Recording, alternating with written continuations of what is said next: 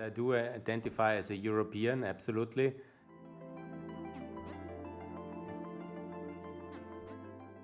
The years of the end of the Cold War, and then when Austria joined the European Union in '95.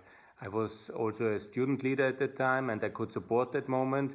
And these years, when we somehow could join Europe again, and we were no longer just this borderland somewhere out there, the Iron Curtain, but we could rejoin fully, and that was really my formative moments. And I'm still, very happy about it, that we are now in the heart of Europe. And then I had later this opportunity to travel a lot to the new countries to see how Europe grew united again. And that was really, I think, also my best years, my best experiences. And I was honored to have the opportunity to travel also now later professionally to most of the countries of the new Europe and to see how successful it is. And this was certainly for me my most important moment then in 2004, when I also was working as assistant in the European Parliament at that time, and we celebrated the 1st of May 2004 in the European Parliament with a delegation to celebrate at the Austrian-Slovenian border at that time, and that was really fantastic.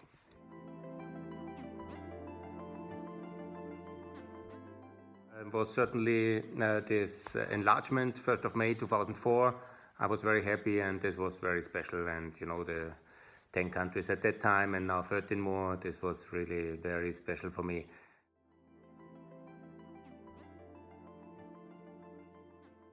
When it comes to me personally, what the EU has done for me was this freedom of travel, this freedom of opportunity, and also that I could work in the European Parliament for these years, for 2000 to 2004. That was really very good. This is the most important. It was certainly the 26th of February in the year 2014, and I think it was the turning point for Europe in many aspects. When the Russian Federation, Putin, they have attacked Crimea, and they have annexed it later in the coming months after that. But it was really the one moment where this post-war order, which we established after World War II, and then at the end of the Cold War, there was this period of peace, of enthusiasm, and then came the one moment where everything came down and was turned around, and it was the moment of the 26th of February 2014, where basically a new Cold War has started. I know not everybody wants to see it like this, but this was the moment where our present order was really under threat, this European order, which we have all benefited and profited, and also which has brought so much peace and prosperity, unprecedented peace and prosperity to Europe. And this, I think, is the key negative moment in our recent history, and we are still somehow recovering from that shock. Who could have thought that there is this kind of war and this kind of enforced border changes in Europe in the 21st century? And it happened. And violence was again a principle of international order, and we have to reject it. And this is the defining moment for Europe.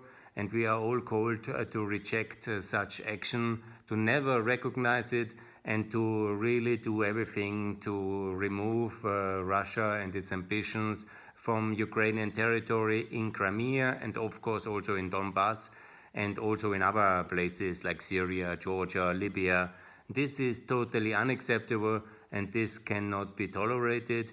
And while we don't have any kind of military opportunity, we have to institutionally challenge and respond to this challenge and support Ukraine in the European Union, in NATO, with the euro and with financial aid, with infrastructure connection, and with a clear European perspective. And this is the way we can respond institutionally, economically, politically, and that's what we have to do.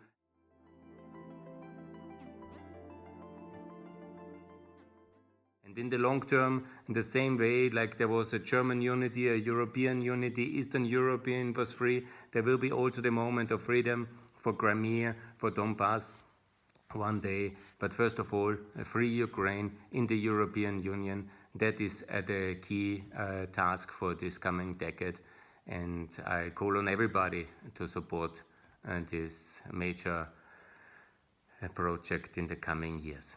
Thanks a lot.